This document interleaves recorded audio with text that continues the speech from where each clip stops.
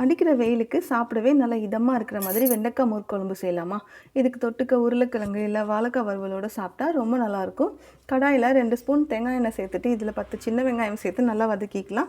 இது கூடவே நம்ம கட் பண்ணி வச்சுருக்கிற வெண்டைக்காவையும் சேர்த்துட்டு 1 ஸ்பூன் மஞ்சத்தூள் சேர்த்து இதை நல்லா வதக்கிக்கலாம்.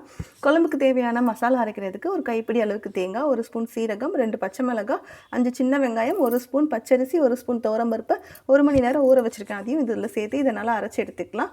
இப்போ நம்ம அரைச்சி வச்சுருந்த மசாலாவை சேர்த்துட்டு வெண்டைக்காய் மூழ்கிற அளவுக்கு தண்ணி, உப்பு சேர்த்து இதை நல்லா மிக்ஸ் பண்ணிவிட்டு மூடி போட்டு மீடியம் ஃப்ளேம்லேயே ஒரு 10 நிமிஷம் நல்லா கொதிக்கட்டும். வெண்டைக்காய் நல்லா வெந்ததுக்கப்புறம் 2 கப் தயிர் ஒரு மிக்ஸி ஜாரில் சேர்த்துட்டு இதை நல்லா அடித்து வச்சுருக்கேன். அதையும் இதில் சேர்த்துக்கலாம். தண்ணி தேவைப்பட்டால் சேர்த்துக்கலாம்.